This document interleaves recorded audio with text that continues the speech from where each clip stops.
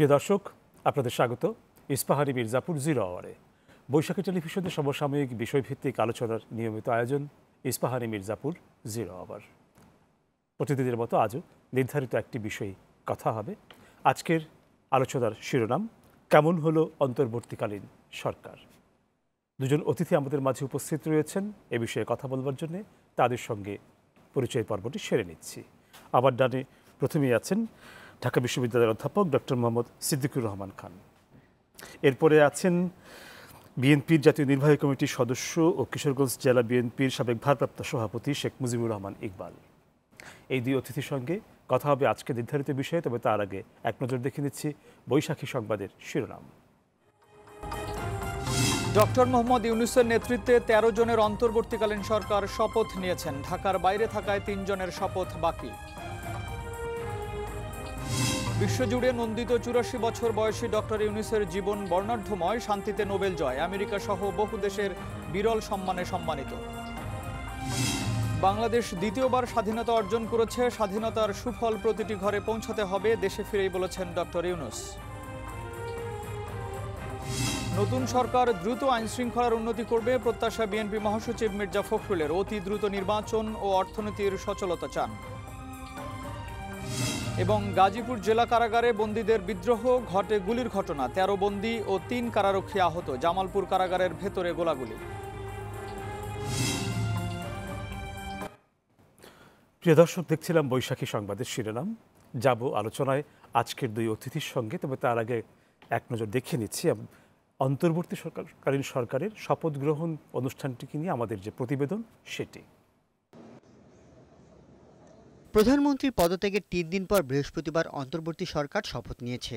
ছাত্র জনতার অভ্যুত্থানের পর দেশে অন্তর্বর্তী সরকারের শপথ অনুষ্ঠানের আয়োজন করা হয় বৃহস্পতিবার রাত ৯টায়। শপথ অনুষ্ঠানে যোগ দিতে আমন্ত্রিত অতিথিরা সন্ধ্যার পর থেকেই বঙ্গভবনের দরবার হলে উপস্থিত হন। রাষ্ট্রপতি মোহাম্মদ শাহাবুদ্দিন ও নতুন প্রধান উপদেষ্টা শান্তিতে নোবেলজয়ী ডক্টর মোহাম্মদ ইউনূস রাত ৯:৩০ বঙ্গভবনের দরবার হলে উপস্থিত হন। এ সময় জাতীয় সঙ্গীত বাজানো হয়।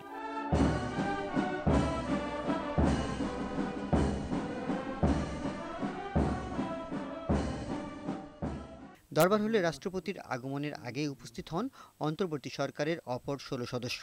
রাষ্ট্রপতি প্রথমে অন্তর্বর্তীকালীন সরকারের প্রধান উপদেষ্টা হিসেবে শপথ পাঠ করান অধ্যাপক ডক্টর মোহাম্মদ ইউনূসকে। পরে গোপনীয়তার শপথ পাঠ করান। আমি মোহাম্মদ ইউনূস সশ্রদ্ধ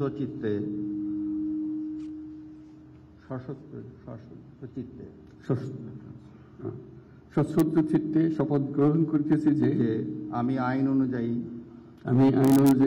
অন্তর্বর্তীকালীন সরকারের প্রধান উপদেষ্টা পদের কর্তব্য বিশ্বস্ততার সহিত পালন করিব। আমি বাংলাদেশের প্রতি অকৃত্রিম বিশ্বাস ও আনুগত্য পোষণ করিব। এরপর নথিতে স্বাক্ষর করেন ডক্টর মোহাম্মদ ইউনূস। অন্তর্বর্তী সরকারের ১৬ জন উপদেষ্টার মধ্যে ১৩ জনকে একসঙ্গে শপথ পাঠ করান রাষ্ট্রপতি। ঢাকার বাইরে থাকায় শপথ নিতে পারেননি সুপ্রদীপ চাকমা, বিধান রঞ্জন রায় ও ফারুক ই আজম। উপদেষ্টাদের মধ্যে বৈষম্য বিরোধী ছাত্র আন্দোলনের ২ জন প্রতিনিধি আছেন। তারা হলেন নাহিদ ইসলাম ও আসিফ মাহমুদ সজীব ভুইয়া। সশ্রদ্ধ চিত্তে শপথ গ্রহণ করিতেছি যে আমি আইন অনুযায়ী অন্তর্বর্তীকালীন সরকারের উপদেষ্টা পদের কর্তব্য বিশ্বস্ততার সহিত পালন করিব। আমি বাংলাদেশের প্রতি অকৃত্রিম বিশ্বাস ও আনুগত্য পোষণ করিব। আমি সংবিধানের রক্ষণ, সমর্থন ও নিরাপত্তা বিধান করিব। শপথ শেষে প্রতিক্রিয়ায় তারা জানান, দেশের মানুষকে দেয়া প্রতিশ্রুতি তারা রক্ষা করবেন। আমরা এই অর্জনটাকে আর অনেক দূর নিয়ে যেতে চাই। আমাদের ছাত্র জনতার জন্য কিছুই অসম্ভব নয়। আমাদের তরুণরা অসম্ভবকে সম্ভব করতে পারে, তারা সেজন্য প্রতিজ্ঞাবদ্ধ। যদি আমরা ঐক্যবদ্ধ থাকি, ধ্বংসাত্মক কর্মকাণ্ড থেকে দূরে থাকি, সবার জন্য মুক্ত পরিবেশ সৃষ্টি করতে পারি, আমাদের বিজয় অবশ্যই হবে।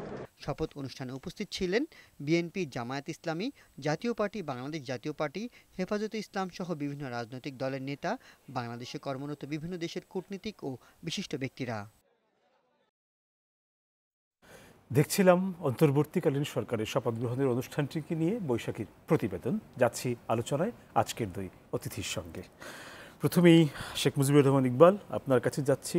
ছোট্ট প্রশ্ন, সেখান থেকে আলোচনাটা শুরু হোক।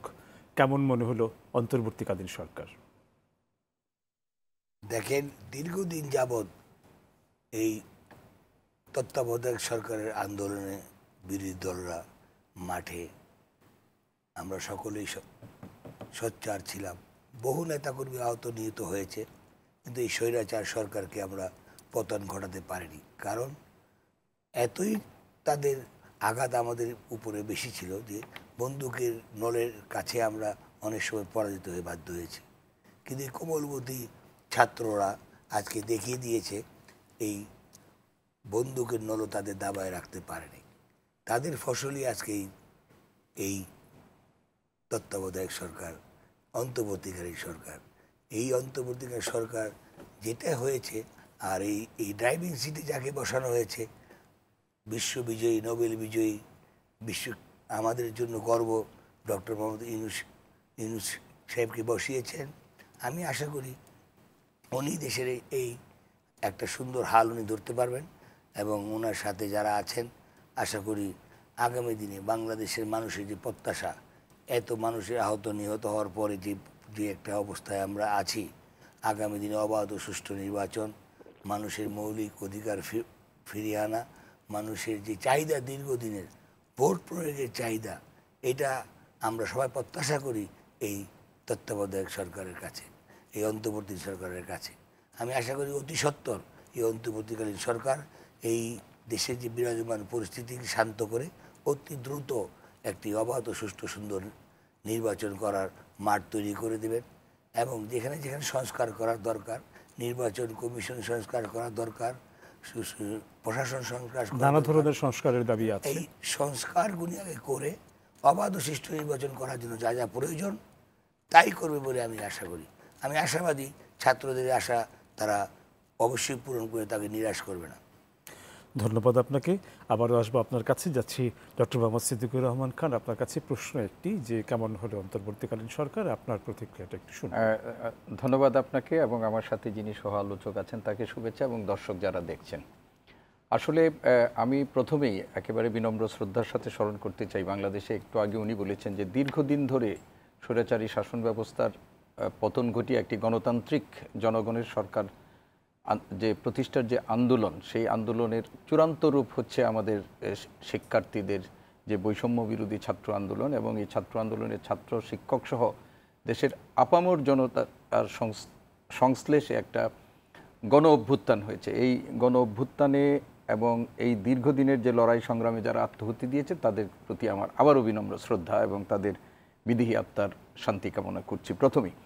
আর দ্বিতীয় হলো, আজকে যেটি উনি একটু আগে বলেছিলেন যে আমাদের বাঙালি জাতির জন্য গর্ব, বাংলাদেশের জন্য গর্ব, নোবেল বিজয়ী শুধু নয়, তিনি অনেক আন্তর্জাতিক খ্যাতি সম্পন্ন পুরস্কারে তিনি বিভূষিত হয়েছেন, এবং একজন অর্থনীতিবিদ হিসাবে, একজন বলবো যে সামাজিক ব্যবসার যে তথ্য সেটার উদ্ভাবক হিসাবে তিনি পৃথিবীতে একটা মানে রোল মডেল হিসাবে নিজেকে প্রতিষ্ঠা করেছিলেন। যদিও আমরা বাংলাদেশের মানুষ তার যথাযথ সম্মান দিতে পারিনি, সেই ব্যক্তিটির নেতৃত্বে, ডক্টর মোহাম্মদ ইউনূসের নেতৃত্বে একটা সরকার আজকে যাত্রা শুরু করলো।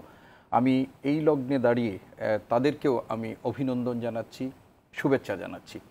আমরা ইতিমধ্যেই জেনেছি ডক্টর মোহাম্মদ ইউনূস সহ আরও 16 জন উপদেষ্টা সহ এই অন্তর্বর্তীকালীন সরকারের সদস্য হয়েছেন 17 জন। এবং আপনি যদি লক্ষ্য করেন এই সরকারের যারা প্রতিনিধিত্ব আছে সেখানে শিক্ষক আছেন, শিক্ষার্থী যারা এই বৈষম্য বিরোধী আন্দোলনে নেতৃত্ব দিয়েছেন সেখানে দুজন সমন্বয়ক আছেন, আইনজীবী আছেন, তারপরে আমরা দেখব মানবাধিকার কর্মী আছেন, ব্যাংকার আছেন, চিকিৎসক, অর্থাৎ নানা শ্রেণী পেশার মানুষের সমন্বয়ে তারা একটা সরকার গঠন করেছেন। এবং এই সরকারে যারা মানে নেতৃত্ব দিচ্ছেন সেই মধ্যে আমাদের দুজন শিক্ষার্থী, এটা কিন্তু বাংলাদেশের ইতিহাসে একটা নতুন সংযোজন যে সরকারের অংশীদারিত্বে আমাদের নানা স্টেক হোল্ডারদের সাথে শিক্ষার্থীদেরও অংশগ্রহণ হয়েছে। তো আমরা এই যে একটা গণ অভ্যুত্থানের মধ্য দিয়ে একটা স্বৈরাচারী শাসন ব্যবস্থার পতন, একটা সরকারের পতন, এবং এটা আরও একটা নজিরবিহীন ঘটনা যে শুধু পতনই হয় না, যারা একটা দুর্দান্ত প্রতাপের সাথে একটা এতদিন ধরে শাসন করেছিলেন সেই সরকার প্রধানের আপনারা মিডিয়াতেও বলছেন যে এটা আসলে দেশ ত্যাগ না, একরকমের পলায়ন হয়েছে। সব কিছু মিলিয়ে এমন একটা সময়ে 3 দিন পর, 3 দিন বলতে গেলে আমরা এক রকমের অরক্ষিত অবস্থার মধ্যেই ছিলাম, 3 দিন পর সেই সরকারটা শপথ গ্রহণ করেছেন, যদিও 3 জন সদস্য নিতে পারেনি। তো এই শপথ গ্রহণ অনুষ্ঠানটাকে এবং এই আমরা যেটা কম্পোজিশন দেখেছি, একটা অনেক বড় মানে রক্তক্ষয়ী একটা গণ অভ্যুত্থানের মধ্য দিয়ে এই সরকার প্রতিষ্ঠিত হয়েছে।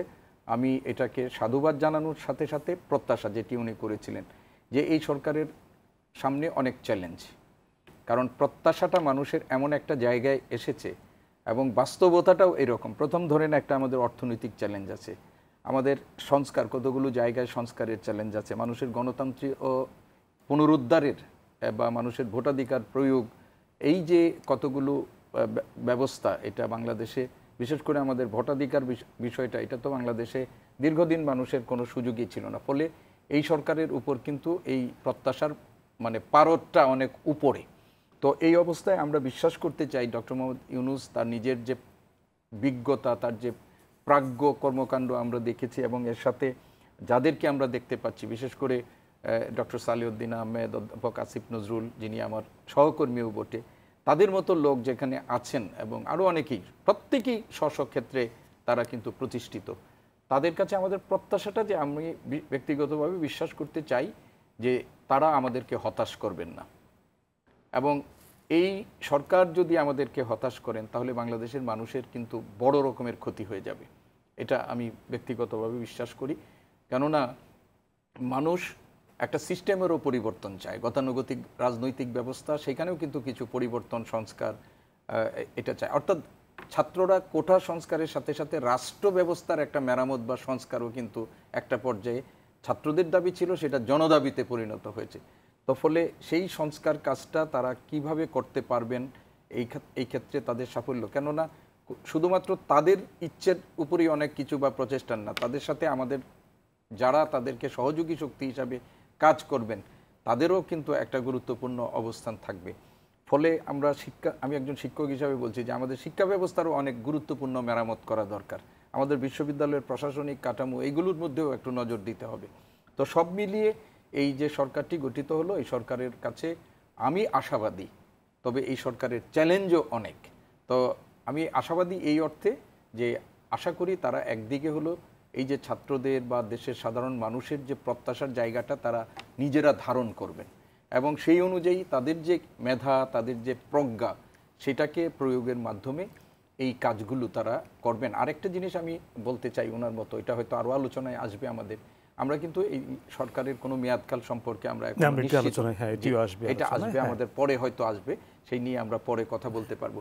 কিন্তু প্রথম দিকে আপনি যেটা বললেন যে আপনার কেমন হলো সরকার, আমরা এইটুকুর মধ্যে যদি আমরা থাকতে চাই তাহলে দেখব যে আপনি দেখেন এখানে একেবারে টিপিক্যাল কোনো আমলার প্রতিনিধিত্ব এই সরকারের মধ্যে আমরা দেখছি না। অসম্ভবত আমাদের যে একজন নামটা ভুলে গেছি, যিনি চাকমা, উনি বোধহয় পররাষ্ট্র ক্যাডারের লোক ছিলেন, আর একজন ডাক্তার আছে চিকিৎসক, উনি আপনার পররাষ্ট্র ইয়েতে না, উনি কি মানে কি একজন সুপ্রদীপ চাকমা, উনি এখন পার্বত্য বোর্ডের চেয়ারম্যান। আগে বোধহয় উনি রাষ্ট্রদূত হিসাবেও কাজ করেছেন, রাষ্ট্রদূত হিসাবেও কাজ করেছেন, চিকিৎসক আছেন। তো আমরা বলতে পারি যে একটা কম্বিনেশন ভালো হয়েছে। তো এই কম্বিনেশনটা তৈরিতে আমরা কয়েকদিন সময়ও লেগেছে, আমরা দেখেছি সিরিজ আলোচনা হয়েছে, যারা এই আন্দোলনে নেতৃত্ব দিয়েছেন, তারপরে রাজনৈতিক দলের নেতাকর্মীদের সাথে, নেতৃস্থানীয়দের সাথেও আলোচনা হয়েছে। আমরা মনে করি যে এই সরকারটা গঠনের পিছনে রাজনৈতিক যে বিভিন্ন স্টেক হোল্ডারদের একটা ঐক্যমত্য ছিল বলে আমরা মনে করি। তো ফলে এইটা যদি হয় এবং তারা যদি সবাই সহযোগিতার হাত প্রসারিত করেন, তাহলে আমি ধারণা করি যে এই সরকারের আমাদের যে প্রত্যাশাটা, সেই প্রত্যাশার পূরণে তারা ভূমিকা রাখতে পারবেন। ধন্যবাদ আপনাকে শেখ মুজিবুর রহমান ইকবাল। আবারও ফিরছি আপনার কাছে। এই সরকারে একটি নতুন একটি জায়গা আমরা দেখছি, সেটি হচ্ছে যে ছাত্রদের মাঝখান থেকে দুজনকে এখানে অন্তর্ভুক্ত করা হয়েছে। এই বিশেষ বৈশিষ্ট্যটি নিয়ে যদি আপনার নিজস্ব কোনো পর্যবেক্ষণ থাকে একটু শুনবো। দেখেন, এই আন্দোলনের ফসল ঘরে উঠিয়েছে আমাদের এই কোমলমতি ছাত্ররা। যা আমরা 17 বছরে পারিনি তারা করিয়ে দেখিয়ে দিয়েছে। শুধু তাই নয়, এই আন্দোলন সংগ্রামে এত ছাত্র জনতা নিহত হয়েছে এবং প্রশাসনের লোক, পুলিশের লোক, সর্বস্তরের লোক আহত নিহত হয়েছে। আজকে ঢাকা অরক্ষিত, রাস্তায় গাড়ি ঘোড়া চলাচল, ট্রাফিক নেই, কিন্তু এই ছাত্ররা কিন্তু আজকে ঢাকায় ট্রাফিকের দায়িত্ব পালন করছে এবং চমৎকার। আমি অভিভূত যে তারা কি সুন্দরভাবে ঢাকার মানুষ চলাচলের জায়গাগুলি পর্যন্ত তারা করেছে। তো আমি মনে করি যে পরিচ্ছন্নতার কাজ তারা অংশগ্রহণ করছে। আমি মনে করি এই অন্তর্বর্তীকালীন সরকার একটা ফুলের তোড়া, এই তোড়ার মধ্যে গোলাপ, গেন্দা, জবা, সব রকমের ফুলের মিশ্রণ। এখন বাংলার জনগণ এই তোড়ার গন্ধ শুনতে চায়, এই গোড়াতে সুবাতাস চায়। আমি আশা করি এই তারুণ্য, বৃদ্ধ, সকল পেশার মানুষ নিয়ে যে একটি অন্তর্বর্তীকালীন সরকার হয়েছে, যার ড্রাইভিং সিটে আছেন আমাদের ডক্টর মোহাম্মদ ইউনূস, আমি আশা করি উনি বিশ্ববরেণ্য একজন ব্যক্তি। দেশের যে অবস্থা, বিগত সরকার ব্যাংক খালি করে গেছে, মানুষের ব্যবসা বাণিজ্য সমস্ত জায়গায় একদম ফুসকার মতন খালি করে নিয়ে গেছে। একমাত্র আমার মনে হয় উনি ছাড়া এই হাল ধরার মতন ক্ষমতা আর কারো আছে বলে আমার মনে হয় না। কারণ যেহেতু আমি বাংলাদেশ সেনাবাহিনীর কাছে কৃতজ্ঞ, এই আন্দোলন সংগ্রামের সব অবস্থায় যদি বিচক্ষণতার সহিত যদি সেনাবাহিনী, এই আমাদের বাংলাদেশের বীর সেনারা যদি এই ছাত্রদের পাশে এসে যদি গুলি চালাতো বা অন্য কিছু করতো, কত লোক মারা যেত আল্লাহ মালুম। এমনি আমরা অনেক হতাহত হয়েছে, কিন্তু বাংলাদেশ সেনাবাহিনী তাদের দক্ষতা, বিচক্ষণতা, কোনো গুলি ছড়ে নেই। এই ছাত্রদের পাশে দাঁড়িয়ে আজকে এই 3 দিন যাবৎ আমি দেখেছি সেনাপ্রধান যে অক্লান্ত পরিশ্রম করেছেন এবং ওনার যে ভাষা প্রয়োগ বা বক্তব্য, এর মধ্যে আমি সেনাপ্রধানের মতন কোনো কিছু দেখিনি। মনে হয়েছে উনি একজন সাধারণ মানুষ, ওনারও দাবি এটা উনি পূরণ করেছেন। এবং উনি আজকে জাস্ট কিছুক্ষণ আগে আমাদের এই অন্তর্বর্তীকালীন সরকার হলো, কঠোর পরিশ্রম করেছেন। আমি ওনার এই পরিশ্রমের জন্য বাংলাদেশ সেনাবাহিনীকে কাছে আমাদের দলের পক্ষ থেকে কৃতজ্ঞতা জানাই। আমরা এখন সামনে শুধু দেখার জিনিস ওনারা কীভাবে অতি সত্বর, যত দ্রুত সম্ভব, দেশের 18 কোটি মানুষ দীর্ঘ 15 বছর যাবৎ কোনো ভোট অধিকার প্রয়োগ করতে পারে নাই। যেহেতু এখন ভোট অধিকার একটি সুযোগ হয়েছে, যত জলদি এটা বাস্তবায়িত হবে বাংলার মানুষ এই অন্তর্বর্তী সরকারের কাছে চিরকৃতজ্ঞ থাকবে। কারণ এই যে অবস্থা এখন, শুধু মানুষ চায় কবে ভোট দিয়ে যাবে, কবে আমরা এখন মানুষ বলেছে এই যে আবার নির্বাচন কালকে হবে। তো অন্তর্বর্তীকালীন সরকারের নির্বাচনের একটি ফর্মুলা নিশ্চয়ই সংবিধানে আছেন। আমি আশা করি সংবিধানের সবাই মোতাবেকই তারা করতে পারবে। এই অন্তর্বর্তীকালীন সরকারের প্রধান উপদেষ্টা ডক্টর মোহাম্মদ ইউনূস তিনি সবার সহযোগিতা চেয়েছেন এবং তিনি বলেছেন যে তিনি একটি সুন্দর বাংলাদেশ গড়তে উপহার চাই। আমরাও চাই একটি সুন্দর বাংলাদেশে আমাদের ভবিষ্যৎ প্রজন্ম এই বাংলাদেশটি দেখে যেতে চাই। আমাদেরও বয়স হচ্ছে এবং আমাদের পরবর্তী প্রজন্ম এবং আগামী প্রজন্ম সুন্দরভাবে থাকে, এই একটা সুন্দর বাংলাদেশ আমরা চাই। এই সরকারের বৈঠক হয়ে যাওয়ার পরে নিশ্চয়ই আমরা তাদের কাছ থেকে প্রাথমিক কিছু রূপরেখা খুব দ্রুতই পেয়ে যাব, নিশ্চয়ই আশা করা যায়। দেখেন, মাত্র কয়েক ঘন্টা আগে এই সরকার কনসিভ করেছে বিভিন্ন প্রকারের মানুষ, ইয়ং তরুণদের নিয়ে, এবং আগামী 7 দিন তাদের কর্ম পরিকল্পনা দেখে আমরা বুঝতে পারবো যে ওনারা কতটুকু দ্রুত বা কত তাড়াতাড়ি কীভাবে তারা কাজ করছে। আমি আশা করি বাংলাদেশে 18 কোটি মানুষকে বিফল করবে না। মানুষ বিফল করার মতন এই এত রক্ত আর ধরতে চাই না, সুন্দর একটি বাংলাদেশ আমরাও চাই। ধন্যবাদ আপনাদেরকে। আমরা একটু বিরতিতে যাচ্ছি, এটা বিরতির সময় হয়ে গেছে, তারপর ফিরবো আবারও আপনাদের কাছে, কথা হবে। প্রিয় দর্শক, ইস্পাহানি মির্জাপুর 0 আওয়ারে সময় হয়ে গেছে একটা বিরতির, ফিরবো অল্প সময়ের ভেতর, আশা করি সঙ্গেই থাকছেন।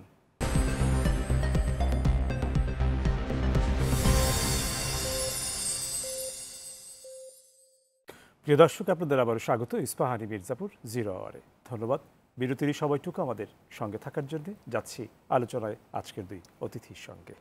ডক্টর মোহাম্মদ সিদ্দিকুর রহমান খান, ফিরছি এবার আপনার কাছে। কয়েকদিন ধরে আমরা একটু আইন শৃঙ্খলার জায়গা থেকে একটু সংকটের ভেতরেই আছি। থানাতে পুলিশ নেই, সড়কে পুলিশ নেই, ফলে নানা ধরনের সমস্যার মুখোমুখি হতে হচ্ছে জনসাধারণকে। আপনি নিশ্চয়ই জানেন যে রাজধানীতে বিভিন্ন জায়গায় ডাকাতির ঘটনা আমরা শুনেছি এবং দেশের বিভিন্ন স্থানেও সহিংসতা হচ্ছে, এবং এই জায়গাতে একটা এই ধরনের ক্ষেত্রে মানুষের একটা বড় আশ্রয়ের জায়গা থাকে হচ্ছিল থানা বা পুলিশ। সেই সমর্থনটা না পাওয়াতে কোথাও কোথাও নিজেরাই এক ধরনের মানে পাহারার ব্যবস্থা করেছেন।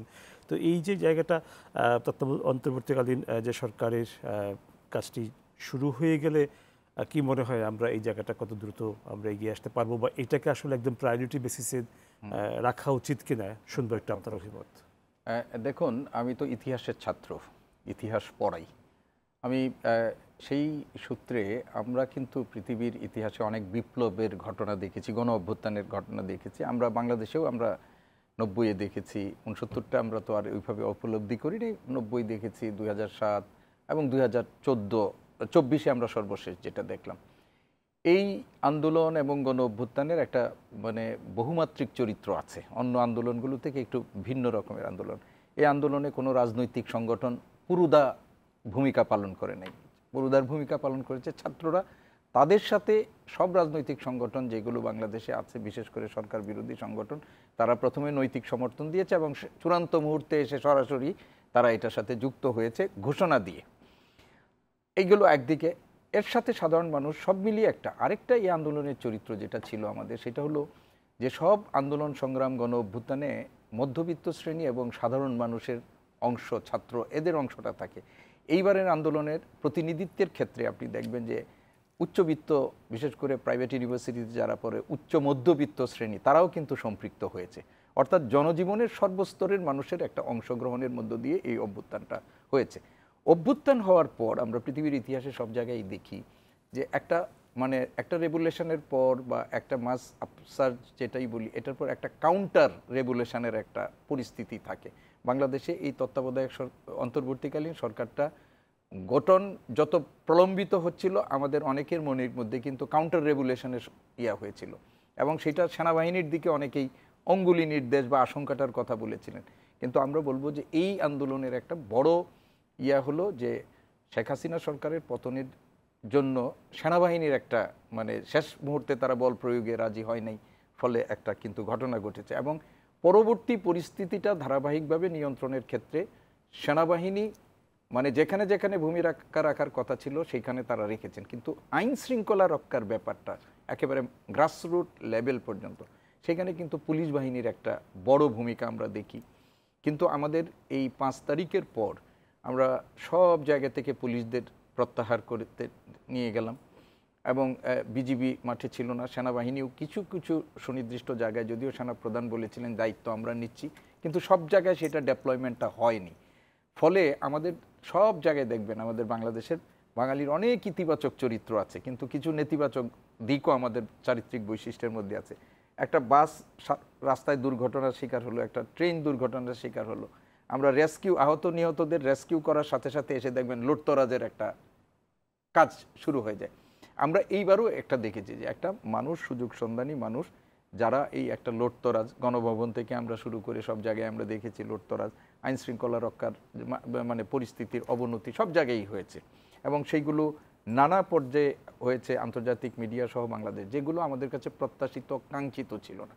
একদিন এই চরম এনার্কির পর এই বিপ্লব যারা সংগঠিত করেছে, তারা কিন্তু এই এনার্কিটা যেটা হচ্ছিল আমাদের পাবলিক এনার্কি, সেটা রুখে দেওয়ার জন্য তারা দাঁড়িয়েছেন। আপনি যেটা বললেন একটু আগে, যেটা বললেন, এই শিক্ষার্থীরা, আমাদের পুলিশ নেই, ট্রাফিক পুলিশ নেই, ট্রাফিক সিস্টেমটাকে সচল রাখার জন্য তারা রাস্তায় নেমেছে এবং তারা এইখানে শিফটিং ভাগ করে, কত দায়িত্বশীল আচরণ আপনি রাস্তার মধ্যে দেখেন, হচ্ছে না। এর প্রভাবটা কোথায় পড়েছে দেখেন আপনি, বাজারে নাকি সবজির দাম বা নিত্য প্রয়োজনীয় জিনিসের দাম, কারণ রাস্তায় আর কোনো চাঁদাবাজি হচ্ছে না। আমাদের এই যে পরিবহন খাতে যে চাঁদাবাজি যারা করে সেগুলো হচ্ছে না, পুলিশ থাকলে সেখানে পুলিশ, আমাদের সংবাদের শিরোনাম, হ্যাঁ, এখানে চাঁদাবাজি হচ্ছে না, এটা একটা দিক। দ্বিতীয় কথা হলো যে এরা মন্দিরগুলো পাহারা দিচ্ছে, স্থাপনা পাহারা দিচ্ছে এবং এই যে একটা বাংলাদেশের আমাদের রাজনৈতিক কালচারের মধ্যে যে একটা নতুন সংযোজন হলো, এটা কিন্তু একটা স্টেবল গভর্নমেন্ট প্রতিষ্ঠিত হওয়ার পরেও কিন্তু আমরা এটাকে কাজে লাগাইতে পারি। এক্সাম্পল আমি বলি, পৃথিবীর ইতিহাসে অনেক জায়গায় আছে যখন শিক্ষা প্রতিষ্ঠানগুলো বন্ধ থাকে তখন কিন্তু এই শিক্ষার্থীদের ট্রাফিকিংয়ের কাজ, অন্যান্য কোনো কাজে কিন্তু রাষ্ট্র মানে তাদেরকে অংশগ্রহণের সুযোগ করে দেয় এবং এই জন্য তারা একটা নমিনাল অনারারিয়ামও তাদেরকে প্রদান করে। এইবার কিন্তু আমরা এটা দেখেছি যে ট্রাফিকদের কথা বললে যে রাস্তায় যে আমাদের ট্রাফিক পুলিশের সংকট আছে, পরিচ্ছন্নতার কথা বললে বলে আমাদের পরিচ্ছন্নতার সংকট আছে। আপনি দেখেন এই যে গণভবন এবং আমাদের জাতীয় সংসদটা যে তারা পরিষ্কার করলো, এই জন্য কিন্তু রাষ্ট্রীয় তহবিল থেকে 1 টাকাও খরচ করতে হলো না। কিন্তু যদি স্বাভাবিক সরকারের মধ্যে থাকতো তাহলে কিন্তু আমাদের অনেক কিছু করতে হবে।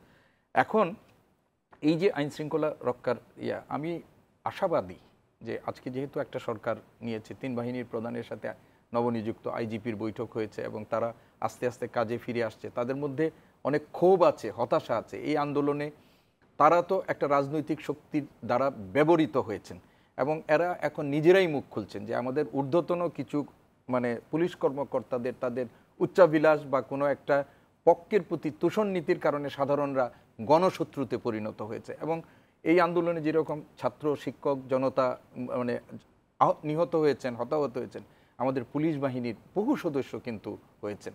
আমরা একটা বাহিনীতে তারা কাজ করেন, কিন্তু এরাও মানুষ, এরা এদেশের মানুষ, আমাদের স্বজন, তারাও কিন্তু খুবই নির্মমভাবে নিহত হয়েছেন, তাদের পরিবার আছে। তো এইরকম অবস্থায় তাদের মধ্যে যে ক্ষোভটা তৈরি হয়েছে, সেই ক্ষোভটা তৈরি হওয়া স্বাভাবিক। তো এখন তারা কিছু দাবি দিয়েছেন যে আমাদের সিস্টেমটাকেও একটা সংস্কার করতে হবে। আমি আজকে এই টকশোর মাধ্যমে, আমি জানি না আমার এই আবেদন তাদের কাছে কোনো ভূমিকা রাখবে কিনা, যে আমরা তাদের কাছে একটা আবেদন জানাতে চাই যে আপনাদের যে দাবিগুলো, সেই দাবিগুলো যে সরকার এসেছেন সেই সরকারের কাছে আপনারা যথাযথ উপস্থাপন করবেন।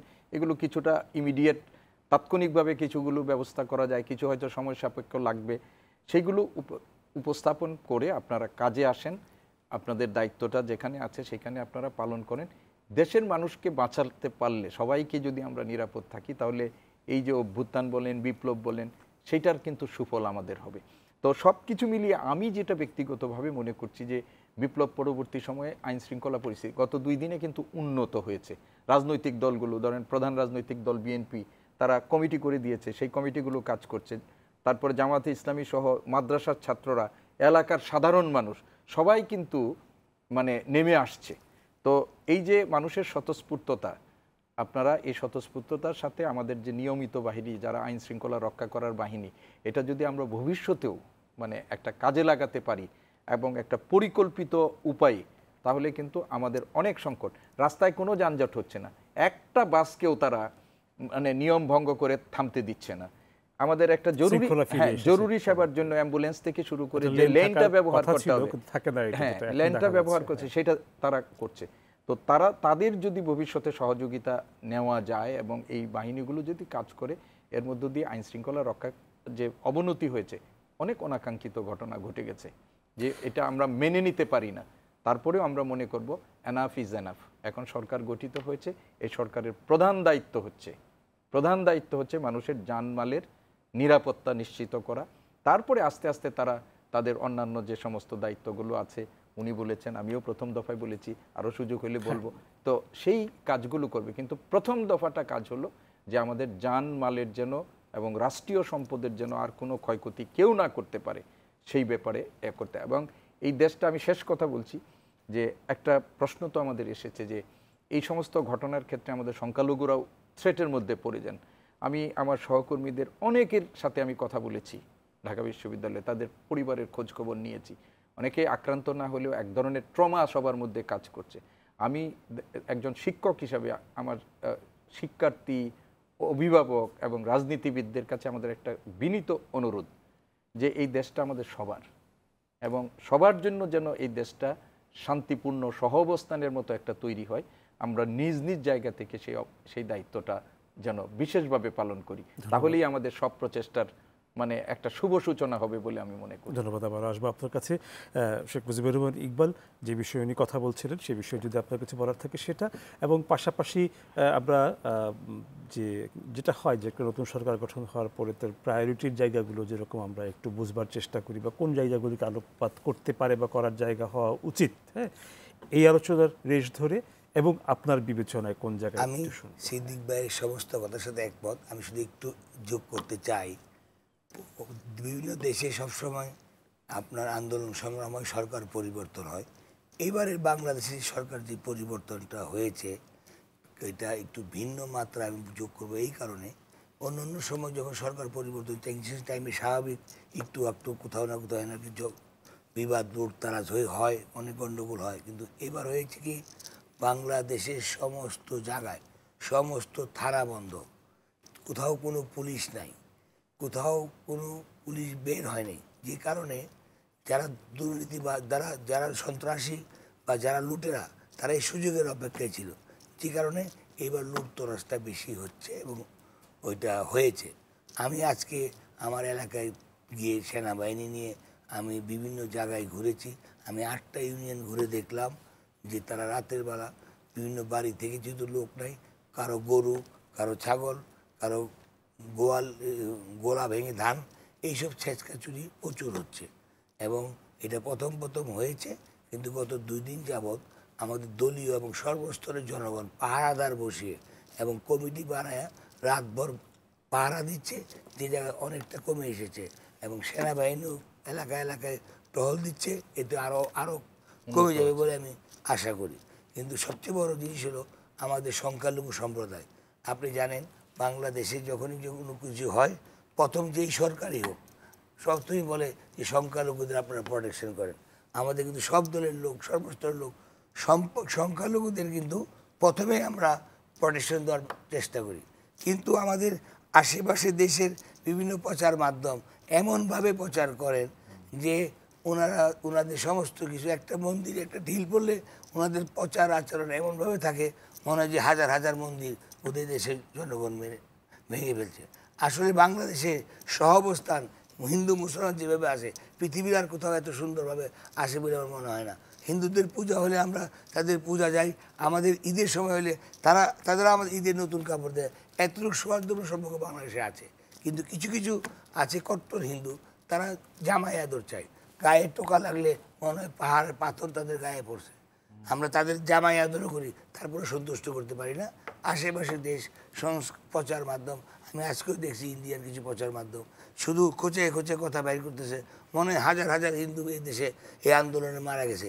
আমি তালিকা চাই, এই গত আন্দোলনে কয়টা হিন্দু পরিবার আঘাতগ্রস্ত হয়েছে, কয়টা হয়েছে। আসলে আমাদের মধ্যে হয়েছে, কিন্তু আশেপাশের দেশ এগুলো সারা বিশ্বকে আমাদেরকে প্রশ্নবিদ্ধ করার জন্য এবং বাংলাদেশকে একটা অকার্যকর দেশ বানানোর জন্য যার অবস্থান থেকে তারা করার চেষ্টা করতেছে। আসলে হিন্দু মুসলমান বাংলাদেশে এত সুন্দর সম্পর্ক আর কোথাও নাই। আপনি আমাদের ভাটিয়ালি গান আছে, এই দেশে এমন গান আছে যে হিন্দু বাড়িতে নিমন্ত্রণ হইতো আমরা যাইতাম, আব্দুল করিমের গানই আছে। এখন বর্তমানে এই অবস্থা কিন্তু বাংলাদেশে বিরাজমান।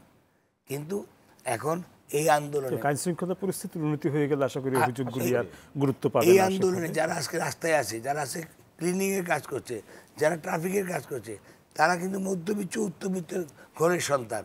তারা কিন্তু ঘরে বসে বার্গার আর স্যান্ডউইচ খাওয়ার বাচ্চা।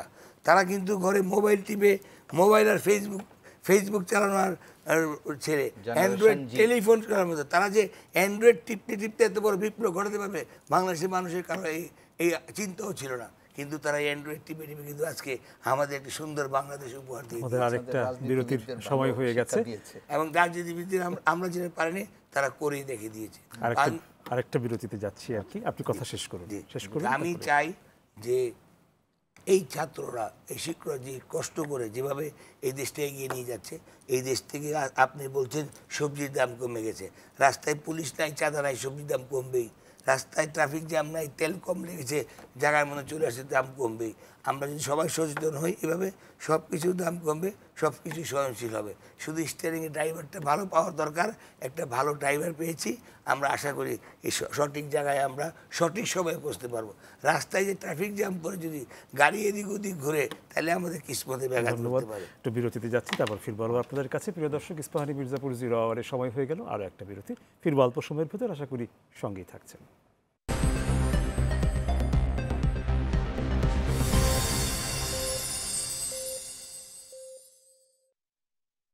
প্রিয় দর্শক, আপনাদের আবারও স্বাগত ইস্পাহানি মির্জাপুর 0 আওয়ারে। ধন্যবাদ বিরতির সময়টুকু আমাদের সঙ্গে থাকার জন্য। ফিরছি আলোচনায়।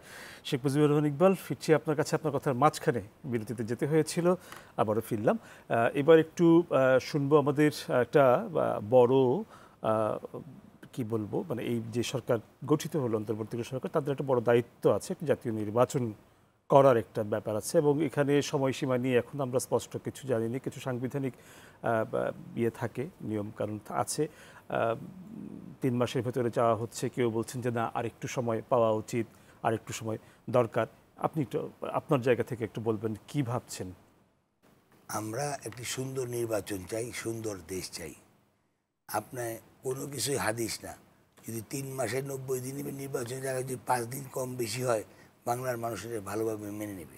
এটার পরিধি যদি ব্যাপ্তি বা লম্বা হয়, তখনই মানুষের মধ্যে একটা প্রশ্ন থাকতে পারে যে, কারণ মানুষ দীর্ঘদিন যাবৎ ভোট থেকে বঞ্চিত, তাই মানুষ যত তাড়াতাড়ি সম্ভব এই সরকার যত তাড়াতাড়ি নির্বাচনের পরিবেশ সৃষ্টি করবে, তত বেশি এই সরকার সুনাম বৃদ্ধি পাবে।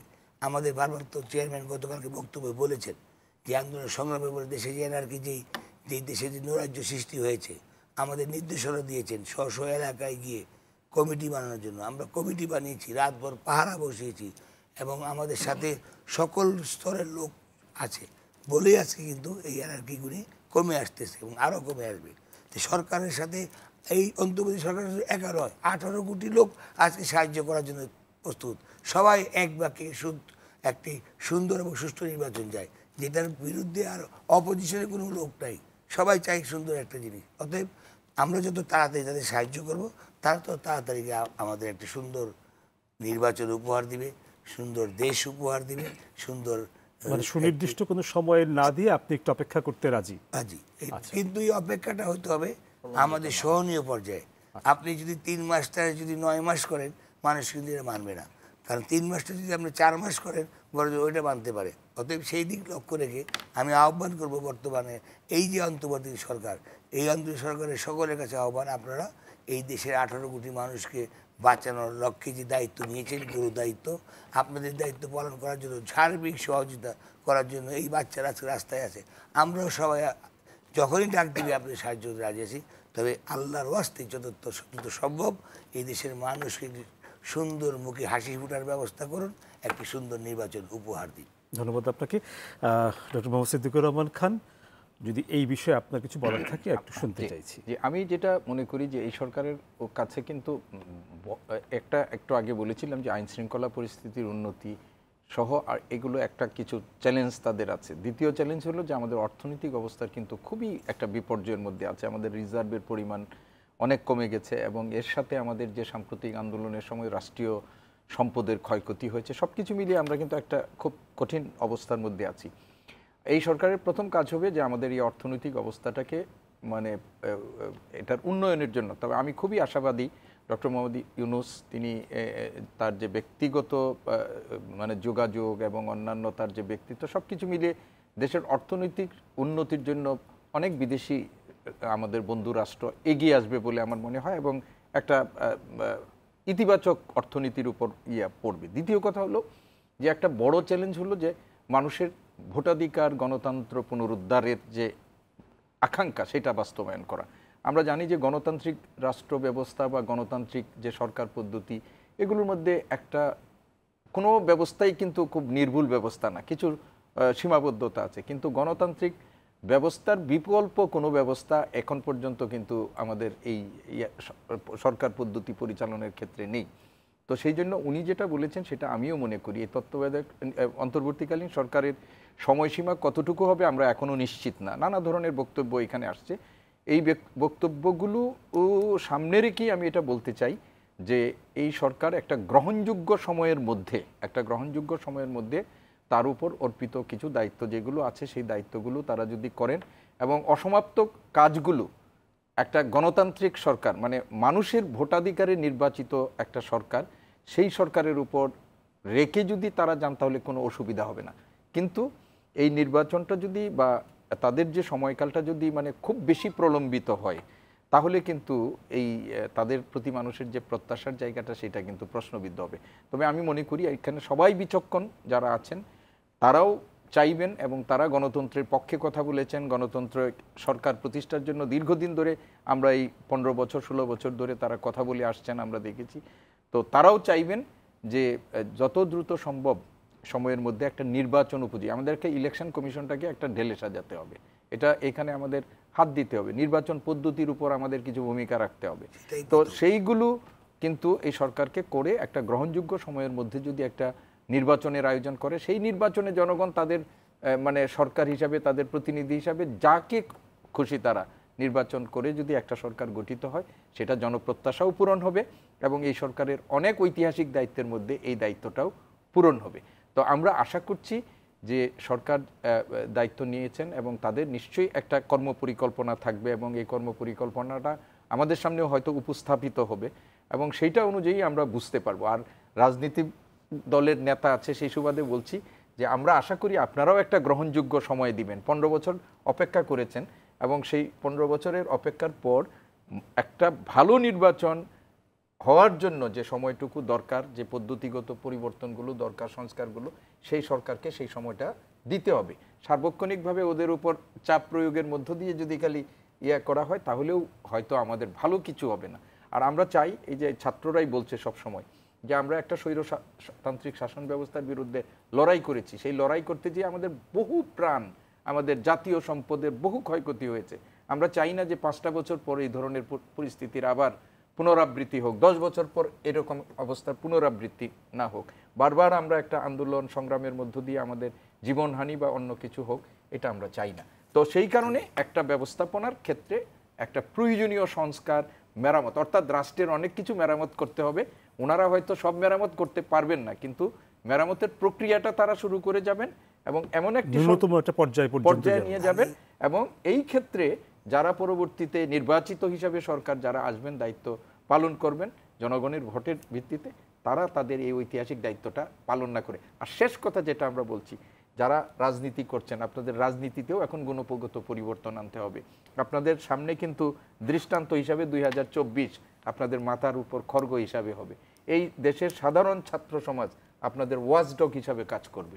রাজনীতিবিদরা যদি ভবিষ্যতে কোনো ভুল করে এবং এই যে 15 বছরের যে লড়াই এবং জীবনের আত্মহুতি, সেই ক্ষেত্রে যদি একই ঘটনার পুনরাবৃত্তি ঘটাতে চায় ছাত্র সমাজ, এদেরকেও ছেড়ে কথা বলবে না। শেখ মুজিবুর রহমান, আপনি বোধহয় একটু কিছু বলতে চাচ্ছেন, আমাদের হাতে একদমই সময়।